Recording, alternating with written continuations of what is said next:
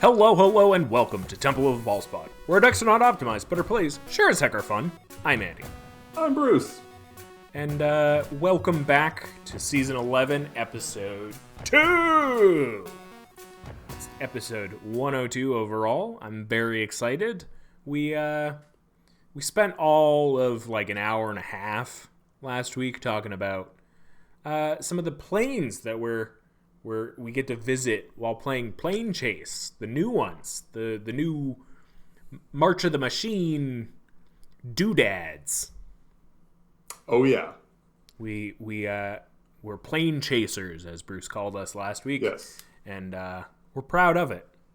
This week we're going to continue that journey, talk about 8 more planes. I think we talked about 9 last time. Talk about 8 more this week, 8 more next week. We're so excited. We're so excited. We have all of your Planechase needs covered. It's true. You need to hear about Planechase cards. You need to hear about you these come ones. to us. Yeah. You come to us. Because we're your Planechasers. If you need a refresher on what planes are, go listen to last week's episode. Yeah. Or I have also linked our previous Planechase talks, but I want to just get right into it. Right. So I guess just a brief description. Planes are things. It's a tertiary product that just makes the game fun. Each plane has a static ability or triggered ability for when you go to or leave. Or sometimes at the beginning of... Anyway, it's got a thing. It's like an enchantment. It's got an ability. And then it's got an activated ability when you roll Chaos. You roll a die. It's got 4 blank sides. It's got a Planechase side. If you roll the Planechase side, you planeswalk away. If you roll the Chaos side, Chaos ensues, and you read the thing out, and you do that thing. Yes. And if you're listening to us on the podcast, thank you so much. But I strongly recommend you watch us on YouTube. Oh, thanks. Andy is going to post all of these cards up as we talk about them, so it'll be much easier for you to just sort of take a look at it, enjoy the art. Yes, my favorite and be able part to read the cards. My favorite part of Planechase, well, one of my many favorite parts of Planechase, is just like these cards are twice the size of a normal card. Yes. And the art is astounding. So you'll see it when we talk about them. Just enjoy the visuals. Yes. If you have never seen a Planechase card live, it is about the size of 2 Magic cards pushed right next to each other. It's the size of a BFM. Exactly. It is the size of a BFM. So we're going to jump right into it. The first one we're going to talk about today is Norn's Seedcore on the plane of New Phyrexia. Now, story-wise, I don't know if this is New Phyrexia as in Zhalfir or New Phyrexia as in Mirrodin. But here it is. It's Norn Seedcore. It says, when you planeswalk to Norn Seedcore, chaos ensues. So immediately when it, bam, goes right on the battlefield, it triggers its own chaos ability. Whenever chaos ensues, reveal cards from the top of your planar deck until you reveal a plane card. This is in comparison to a Phenomenon card, which we're not going to talk about here because there's no new ones. Planeswalk to it, except don't planeswalk away from any plane. Put the rest of the revealed cards on the bottom of your planar deck in any order. This is nuts. Basically what this says is that you are simultaneously on every plane that comes up until you planeswalk away. Right. So you planeswalk here, you immediately planeswalk to a second plane.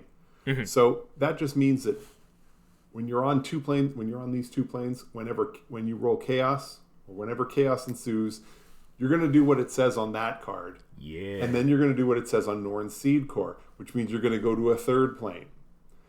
Now, if you roll planeswalk, they're all gone. You go to a new plane, these all leave. So I'll go right to the bottom. Right. So sometimes this one is just going to go away immediately. You're going to be on 2 planes, somebody's going to planeswalk, and then you're gone. But man, I'm going to enjoy the ride.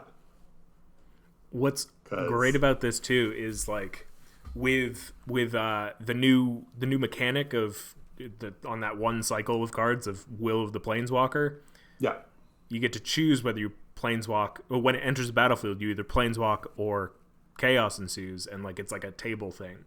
But if you always choose chaos, it just keep flickering. Oh gosh, you just get on so many planes, and then you just get all those effects. I'm so excited about this card. Oh yeah. It's just gonna create just muddied mess of time, and that's it. That you're just gonna have a longer game, period. Or you're gonna have a much shorter game. Right. So, folks, we're already in Crazy Town here with this plane. So I'm gonna, of course, bring it to the next one.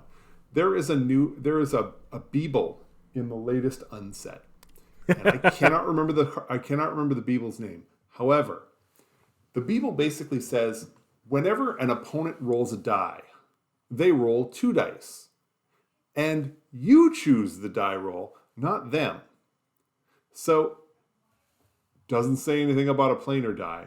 Mm-hmm. So I'm going to have my opponents rolling 2 planar die. And I'm just going to choose chaos every time I can.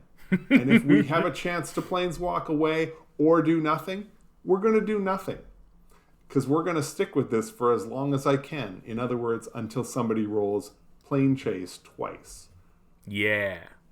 I'll take that 1 in 36 chance. Yeah. And away we go.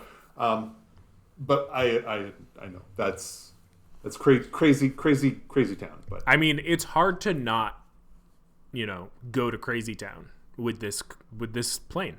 Oh yeah. And so like to think about it realistically, it's gonna get wild. Like that's just a matter of fact. There's not much more you can say about it other than this is going to do things you can't predict. Right. And the best part about dice, there's a 1 in 6 chance that you're going to planeswalk. There's a 1 in 6 chance that that chaos will ensue, and you end up on 2 planes. Now, if you happen to end up on 2 planes because chaos did ensue, dice don't remember that and think, oh, now the odds are in favor of rolling Planechase. No. The next roll, it's still 1 in 6 for planeswalk and 1 in 6 for chaos. So I'm just saying, it's always even odds that you're going to planeswalk or ensue more chaos. So let's hope for chaos. Come on. Yeah. I mean, this is insane. I would love to be on multiple planes. Yeah. What I like about this more than the phenomenon spatial merging is that this does do more spatial merging. You just go to 2 different ones and then that's it. But this keeps the chaos ability of when you roll chaos, you add another one. Right. And it's just the logical conclusion of that, and it's wonderful. So right. I will say, it says reveal cards from the top of your planar deck until you reveal a plane. Now, Andy mentioned phenomenons before. Phenomenon is another type of card that goes in the planar deck. They're essentially like flipping an instant. Yeah. And something happens, and then you immediately go on to the next one. This just says you're skipping those phenomenons. So realistically, for most of us, if you're not running the phenomenons in your deck or in your planar deck, you're just flipping the next card and going there. This is basic, easy, straightforward stuff. But they adjusted the wording a little just because phenomenons do exist. Yeah. Cool. So next up, we have Nyx on the plane of Theros. It says non-token creatures are enchantments in addition to their other types. And then it has Constellation, which is like landfall, but for enchantments. So whenever an enchantment enters the battlefield under your control, you gain 1 life. which, sure, fine, okay, whatever. Chaos, whenever chaos ensues, choose a color, add an amount of mana of that color equal to your devotion of that color. So devotion, for those who don't know, you look at all the mana costs of your cards, you count the pips just in the casting cost, and that's your devotion. Right? Yeah. Cool. This seems, of the ones that we've looked at so far, of the 11 or so that we've looked at so far, this one seems both very flavorful but the most messy. So like it does a lot of the Theros things in terms of enchantment creatures, in terms of obviously constellation, and then that chaos ability is just Nykthos, Shrine to Nyx. Is that what it's called? Nykthos Shrine to Nyx is a legendary land. Tap it to add colorless mana, or 2 and tap, choose a color, add to your mana pool an amount of mana to that of that color equal to the devotion of that color. So like flavorfully, it does the Theros things, but unlike the other planes that we've looked at, the chaos ability and the static ability don't like interact really at all. We were talking last episode about how they've been doing a really good job with the structure of these, where like either the static ability and wanting to get away will convince you to roll, or the chaos ability will convince you to roll. Yeah, I mean, the chaos ability definitely will convince you to roll if you've got a lot of permanents, especially if you're like lower in number of colors of your deck. I mean, I'm a 1-2-3 mana, 1-2-3 color kind of guy. So I mean, this is cool. It's just a cool plane. It's full of value. That's about it. Yeah, I think the life gain is small enough that only there is a very select number of decks that are really where the life gain pays off for this. So yeah, I think you want to be rolling every time. Yeah. Of course, when I saw this, the first card I thought of, Bane of Progress, because then you not only do you get all the artifacts and enchantments, you're also getting all of the creatures, and it says non-token creatures. Yeah. So if you're running a token deck, your Bane of Progress. Now, admittedly, the Bane of Progress, I believe, will die along with all the rest of them because it is also an enchantment creature. So you're not going to get to have that big, huge creature at the end of it, but you are wiping the board pretty significantly. See, what you need is it in conjunction with like something that makes token copies, like Reflections of Litjara, and then you just have the copy stay because it's a token. These are the convoluted plans. But that's virtually an impossibility. It could almost never happen. And then you'll immediately lose the reflection. But you know what?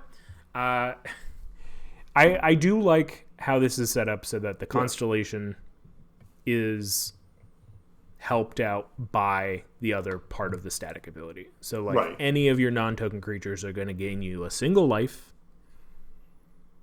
each. Yeah. It wouldn't be so bad to be stuck here is the thing. Yeah. And the chaos ability is just fine. Like, it's good. It's good if you can take advantage of it.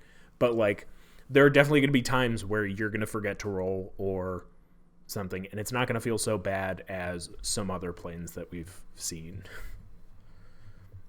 Right. I can definitely like this. I like this, the static ability in the early game, because you're going to be playing more creatures. You tend to play smaller creatures because they're still relevant at that point. So you're going to be gaining a tiny bit of life early on. But later on, and early on when you roll chaos, you're just going to be disappointed. I mean, it's going to give you 2 mana. It's like, okay, that's fine. That's fine. But, it's only the 2 mana. You really will be wanting to pay attention to, when you're planning to cast stuff, and then roll for chaos then. Yeah. So I do like how this does make cards like Kasali Pride Mage just a little bit more flexible. It turns destroy target artifact or enchantment into artifact, enchantment, or non-token creature. Yeah. Because they're now enchantments. It's great. Right. No, sounds great. You want to read the next one? Because it's your favorite. Paliano, baby! Hey, we made it! We're back to the land of conspiracy. So Paliano is on the plane of Fiora, and if you are not aware, this is where all of the conspiracy sets are based. All 2 of them. Yeah. Well, so far. Right, so far. Right. Yeah. As of recording. Yes. Probably as of release. I hold out hope. I love conspiracy. I love the set. I love the look. Everything about it. It's just amazing. We love a multiplayer draft format in this. Absolutely. In this household. In case you're wondering, the Monarch came out of a conspiracy set. Not surprising. Here we go. When 1 or more creatures you control deals combat damage to a player, if there is no Monarch, you become the Monarch. So basically, it brings Monarch to the table. Yeah. And the first person who swings and does combat damage, boom. There you go. You've got now the Monarch's on the table, and of course the Monarch doesn't leave when we planeswalk away. So it's always going to be there. And yeah, I love this. Love it. The chaos is whenever chaos ensues, create a 1/1 black assassin creature token with death touch and haste. I feel like I've heard that before. Yes, and for those of you who are wondering, what is it? Queen Marchesa, when she is not the monarch, or when it comes to your upkeep, if you are not the monarch, she makes a 1/1 black assassin creature token with death touch and haste. Yeah. Which generally makes it pretty easy for you to become the monarch again, because nobody wants to block that.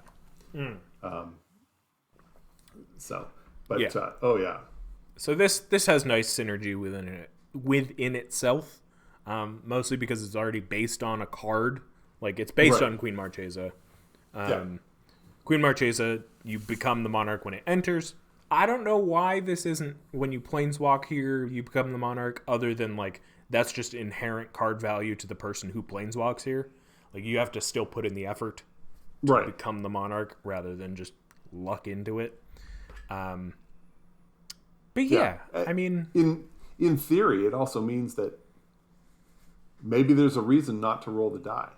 You could also be the bane of the table and planeswalk away before anybody becomes the monarch. Right. So maybe that's the reason not to roll right away. Although honestly, if you swing and you don't do damage, then you really want to roll. Because you want to get that 1/1 black assassin creature token. Or you want to get out.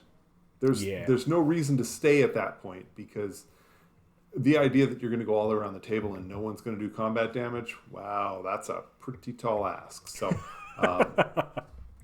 I think, I don't see why. If you didn't get the monarch, you want to roll. You want out. So, well, I don't remember what our prediction was, but we definitely had a prediction that we would come to Fiora with the new Planechase, and look at us now. Boom. Did it. Yep. No, and I'm glad they took the opportunity to include the Monarch in this. I think it's you and I have talked about the Monarch before on other shows, and we both love it. It's a great way to add some more card draw into the game and encourage players to swing. So take that game action and make the game progress. Sure. Make your combat count. Yeah, and if all else fails, it's hopefully making you a creature to do so. Right. Up next, we head to a plane that we've never been to before, Dominaria. We go to a little place called Riptide Island. When you planeswalk to Riptide Island, and at the beginning of your upkeep, create 2 1/1 colorless sliver creature tokens. Chaos, whenever chaos ensues, slivers you control gain haste and get +X/+X until end of turn, where X is the number of slivers you control. Oof. This gets more and more crazy the longer it stays, because everybody will be getting slivers. Somebody's bound to hit chaos, and if not, then everybody just has some 1/1s that they can block with, which actually will halt progress in the game, unless they hit chaos. It's fine. I don't know. Like, unless you're the slivers player, it's fine. If you're the slivers player, this is nuts. Right. So, go ahead. I like the use of Riptide Island because that is the laboratory where they were first studied. And the idea, and as I remember the storyline, essentially the slivers overwhelm the laboratory. So it just ends up being deserted and it's covered, and that's where the slivers are. My issue with this card is that it says, slivers you control. It shouldn't say slivers you control. It should say all slivers. They're slivers. It should be all slivers. And I know that wasn't the case the last time slivers came out, and I think that was wrong. The whole point of slivers is that they all get the benefit, not just the ones you control. Why is it the ones you control? It's a hive mind. Yeah. It's a hive mind. So why is it that you control the hive mind?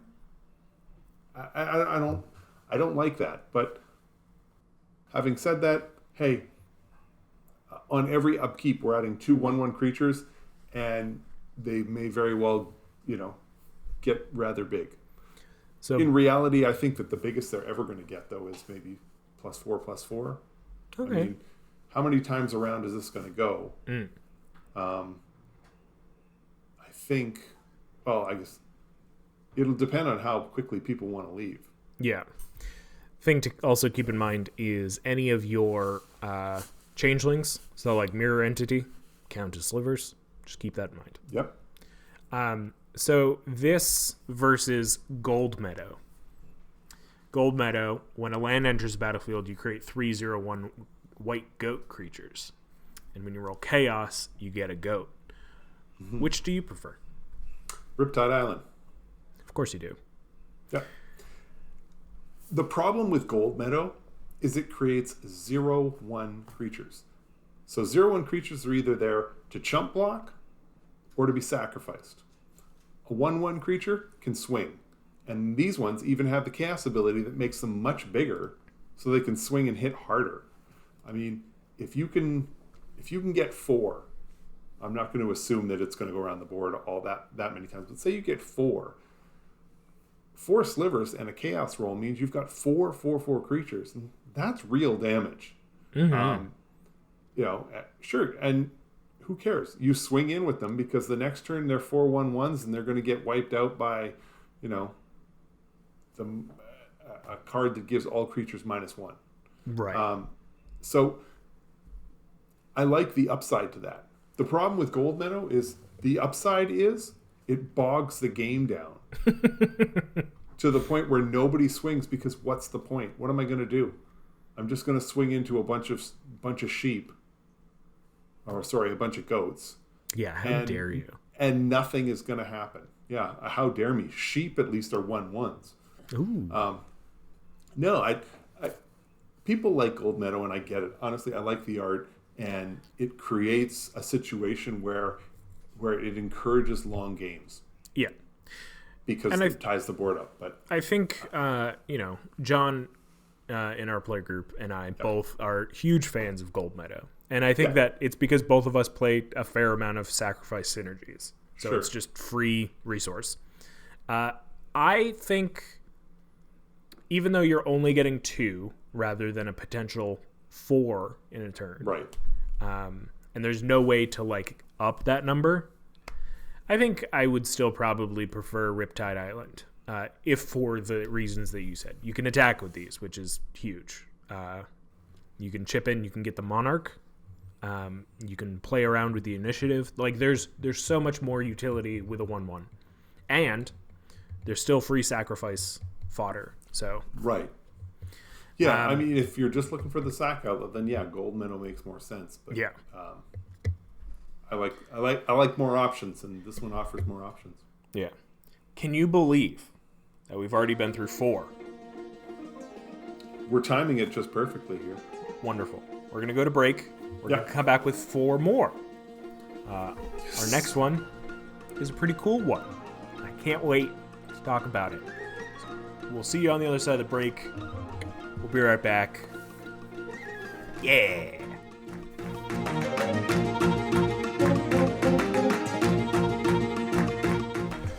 This episode of Temple of the False Pod is brought to you by Strixhaven. Would you like to learn from an owl? Would you like to learn from an element? Would you like to learn from a man? Strixhaven. It's not the name of the plane. You missed the elephants. Would you like to learn from an elephant?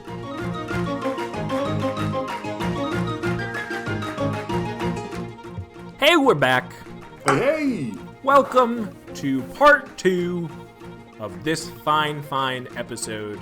Ding ding! We're talking... What? I said ding ding, let's roll. Oh, yeah.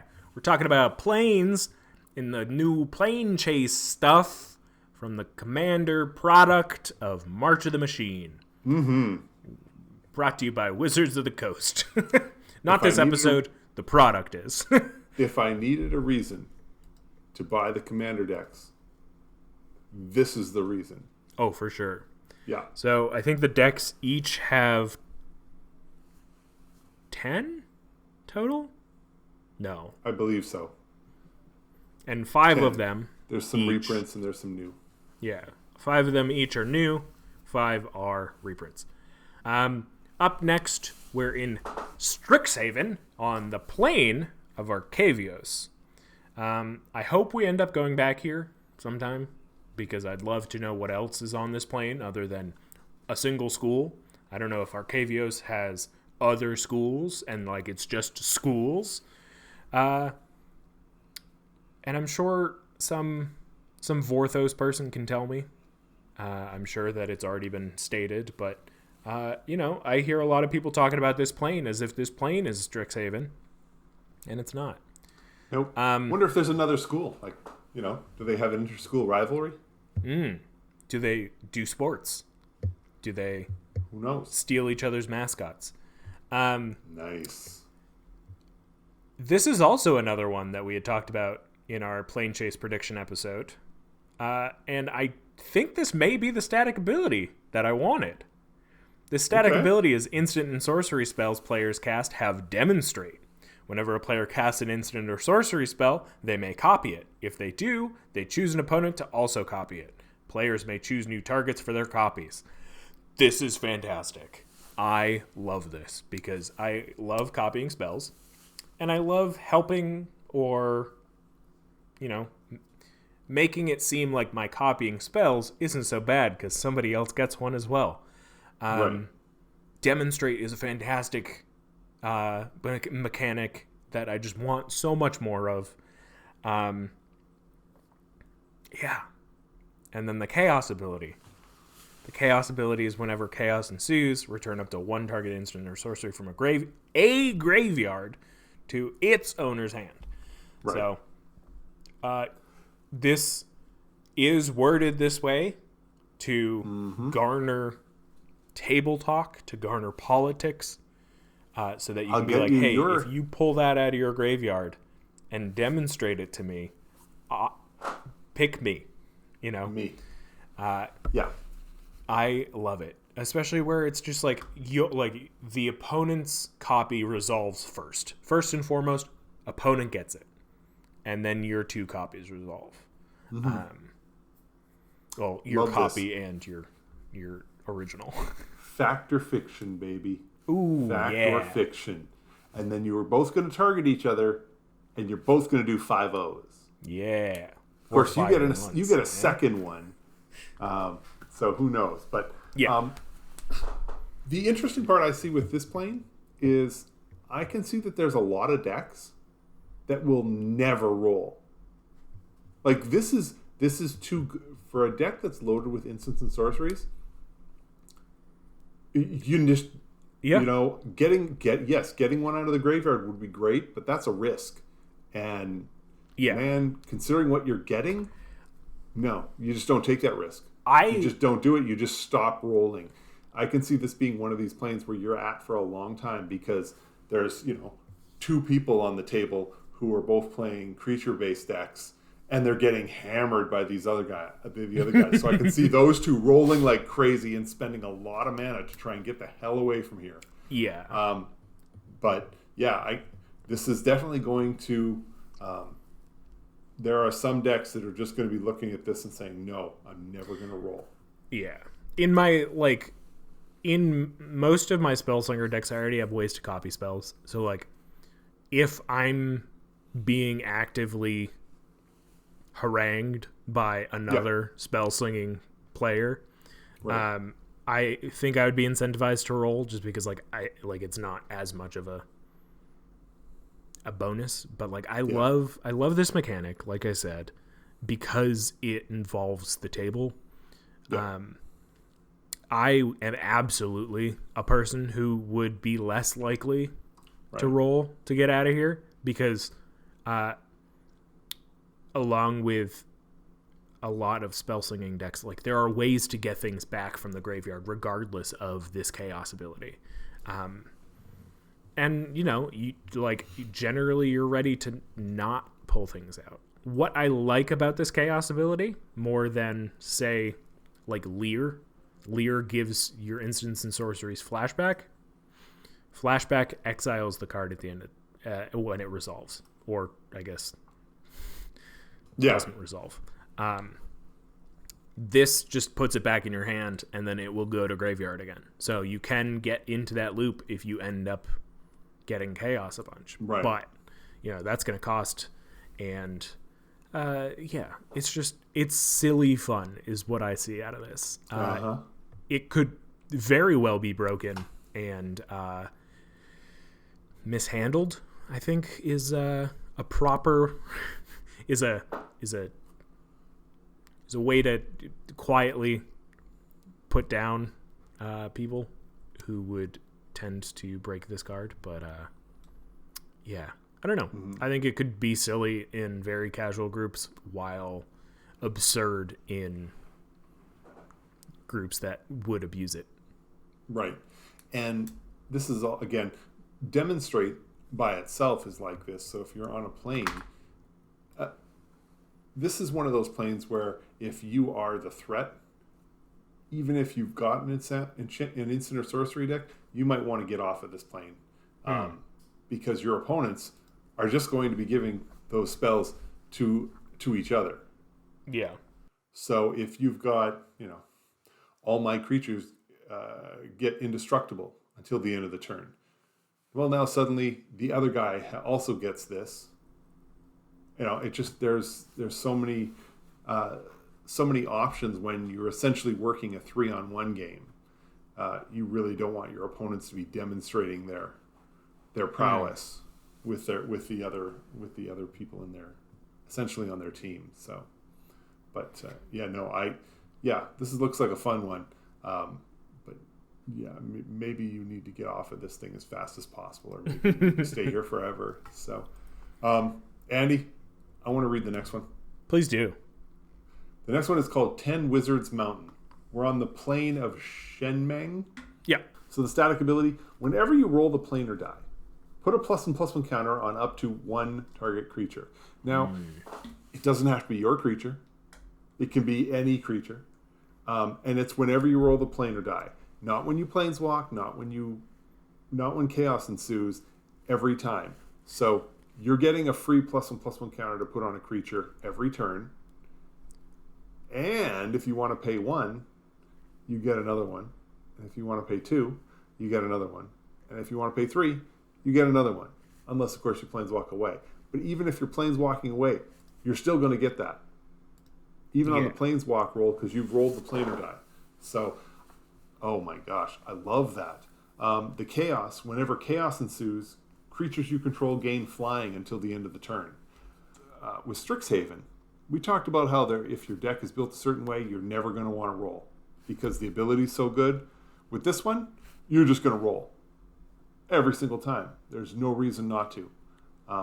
You want to roll as much as you can to get the +1/+1 counters. If you hit the chaos, even better. Now I've got a creature that, or my creatures are all flying, and one of them just got a +1/+1 counter. No reason not to roll. And on top of that, if your deck isn't a creature deck, you want to roll to get out of here. Yeah. So everybody is going to be rolling a lot all the time. So don't expect to stick around very long here. But when you get the chance, roll a lot. And if you don't have any creatures, this does say up to 1. So you don't have to put it... Like, if it just said 1, you'd have to put it on somebody's creature. But so there's that.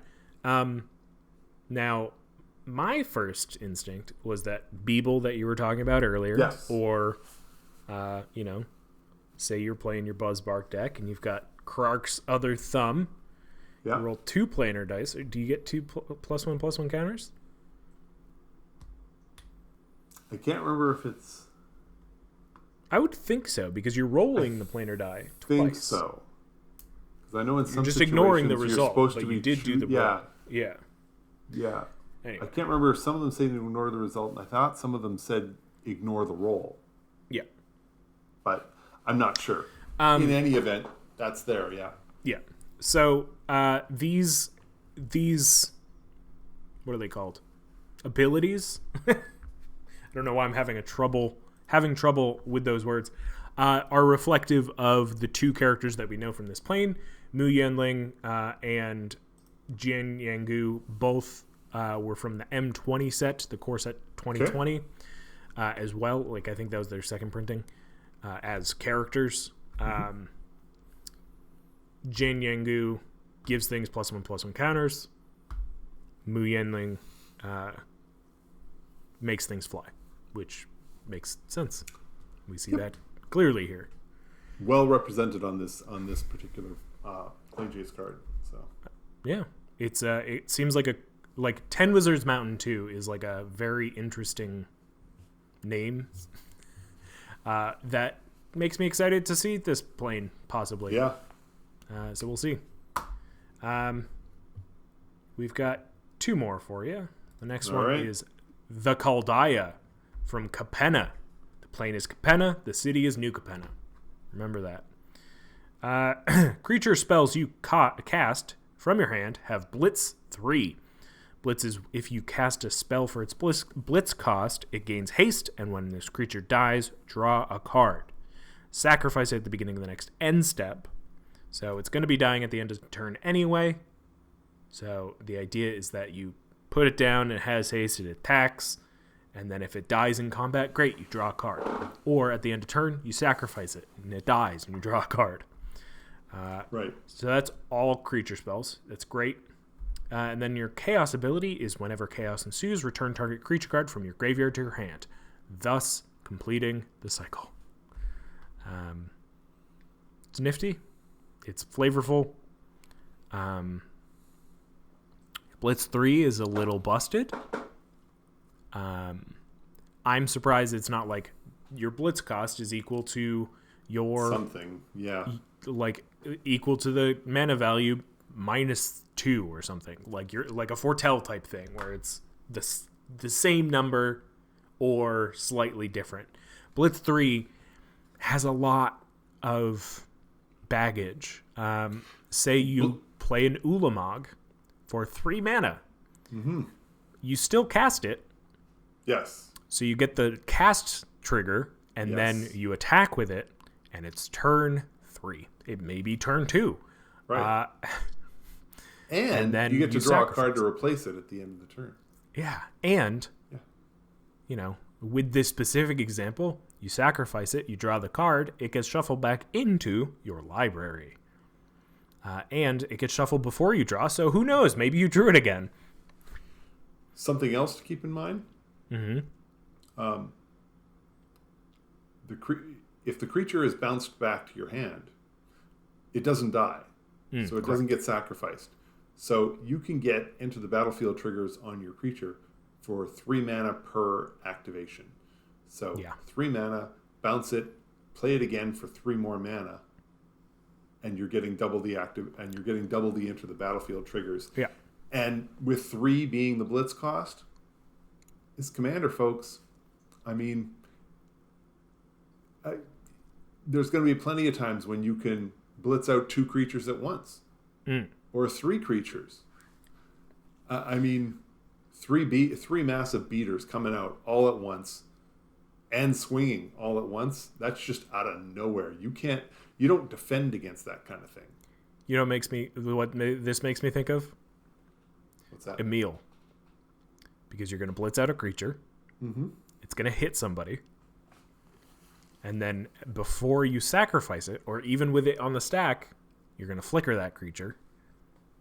Yeah. Or blink it, whichever one. Yeah. And then it's going to come back. It's not going to be the same creature. Right. And you get to keep it. Yeah. Wow. Yep. This is extreme. Seems like a lot of fun. This is like definitely a more powerful plane. I think what balances it is that people generally are going to be having, like, it's an even playing field if it stays around. Right. Otherwise, one person's going to go off and then either game over or right. they're going to have a significant lead. It's funny. I was going to say that this is a lot like the Strixhaven plane, that once you're here, if it works for your deck, you're never going to want to leave. The problem is it only works for your deck if you've got a ton of card draw. Yeah. Which, I mean... The deck does offer that because, obviously when they get sacked, you get to draw a card to replace it. But my thing is, the only reason you want to stay is if you're casting out like 2 of them at a time and you still have more to come. So you want to be able to do it again on your next turn. Otherwise, you're looking at this, you draw the cards from the creatures that you blitzed in that turn, and it turns out for the next turn, you've got 1 creature, and honestly, it only costs 4 mana. Do you really want the Caldaia staying on the battlefield for a full round so everybody else can get their chance to blitz? I don't. That sounds like a dangerous thing. So I can see people getting very excited when they're here, and then trying to get the hell off of here as soon as they've, used up the cards. This is definitely a plane that you would just want to roll second main phase. Get your attack out of the way. Yeah. Roll second main phase so that you can either get stuff out of your graveyard or leave before anybody else gets a chance. Yeah. But other than that, broken. Wild. Oh, yeah. No, this will be a lot of fun. Yeah. It will let you do what you want to do with your deck, is the excellent thing. We got one more. Oh boy. Read this one? You bet. The fertile lands of Saulvinia. On the plain of Antasia. Sure. That is an I, right? Not an Yep. L. Okay. Yep. Whenever a player taps a land for mana, that player adds 1 mana of any type that land produced. Okay. Yep. Not any type of mana that it could produce, but did produce. So if you're tapping your dual red-green land, and you tap it for green, you get another green. So, and on the next turn, if it's still out there and you tap it for red, you can get a red. But you get the same as before. There's some of the other options make it the way they read. You can get either option, but so I guess that's a minor limiter. But honestly, you're getting double the mana. Who cares? This is awesome. For chaos, whenever chaos ensues, reveal cards from the top of your planar deck until you reveal a plane card. Chaos ensues on that plane. Then put all cards revealed this way on the bottom of your planar deck in any order. Ooh boy.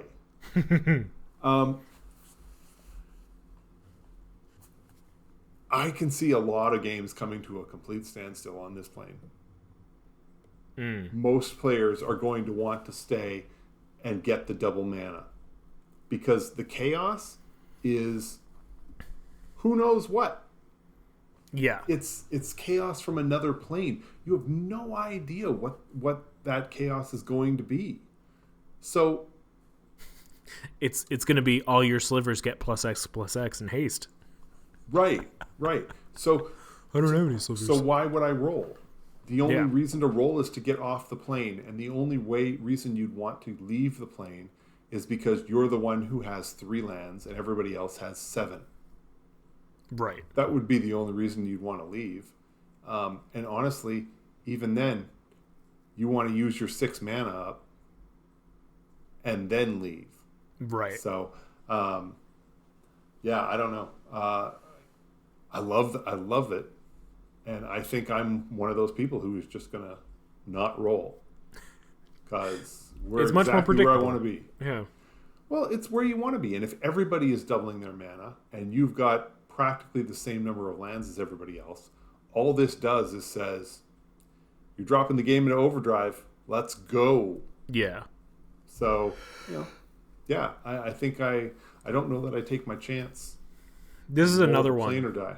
Yeah, this is another one where you want to make sure that you have plenty of card draw because you will be playing everything in your hand. Oh yeah. But yeah, it's nice art. I like the abilities. I even like the chaos one enough. Yep. I guess like it does the chaotic things. Like if you're like far behind or bored or just want to see somebody squirm or Right. screw somebody over. Yeah. To like, you're the only one who got the double mana, then great. Yeah. Right. Roll. So, if you happen to be playing a game where you each have your own planar deck, Yeah. I can see other people wanting to leave then because they're not sure. And I can see why you would want to roll in that situation. Because if you roll chaos, you're flipping cards from the top of your planar deck until you reveal a plane, the chaos ensues, and then those cards go on the bottom of your planar deck in any order. Now, if I remember correctly, your planar deck only needs to be 10 cards. So if you flip and you get a plane, a phenomenon, and another plane, hit the chaos, and then you get to decide the order when it goes on the bottom. With only 10 cards in your deck, if you are particularly adept at planeswalking, you may very well like the idea of ordering the bottom of your library. Yeah. But that's a very corner case because almost no one plays with their own planar deck, and even there, it only really works if you're running a lot of phenomenons, and there's a limit to the number of phenomenon you're allowed to run in your own planar deck. So, Yeah. Oh, excuse me. yeah, no, love this thing. Love the art. Yeah. Really like the art. Very nice. That's 8 more planes for you, and we got Boom! 8 more coming at you next week. So make sure you stick around for that. It's gonna be wild. We're gonna get through all of the thes. Oh yes, we just started into the thes. Yeah, we're 2 into 1, 2, 3, 4, 5, 6, 7 thes. We're gonna go all the way to V, which is the end. So make sure you stick around. It's gonna be great. Love Planechase. Can't speak highly enough of it. I sound real excited, don't I? We all need a little more chaos in our lives, Yes. especially in our Magic games. And Planechase cards do that. Yes. Honestly, I think what I like most about Planechase is that it creates a bonding experience because you're all going through it. Yep. Don't try That's to break why these. That's why I keep the misery planes in the Yeah. deck. Yes, they're not fun. Like some of them are just bad and annoying to be at, but you're all in it. Yeah. Everybody's going through the same thing. So, yeah. So we'll be back next week with my favorite plane and more. See you then. We're Temple of the False Pod, where our decks are not optimized, but our plays sure as heck are fun. I'm Andy. I'm Bruce. Thank you so much for watching or listening or however you're taking us in. Have a great night, and may your 5th land be the temple. Bye! Wait, before you go, I just wanted to say thank you for listening. You can reach out to us via email at falsepodmtg@gmail.com or on Twitter @falsepodmtg. Bruce is @manaburned, and I'm @AndyWeekend, though you'll definitely notice I use the podcast Twitter far more often. Now that we've got you here, make sure you subscribe, like, rate us on whatever podcast platform you use. It helps us out. It gets us more reach. Subscribe to us on our YouTube channel. Like a video there. Leave some comments for more casual enjoyment. Thank you so much for listening. We'll be back with some more timeless discussions about all things casual. So come hang out, and may your 5th land be the temple. Bye-bye. Should I do my best, Bruce? Bye!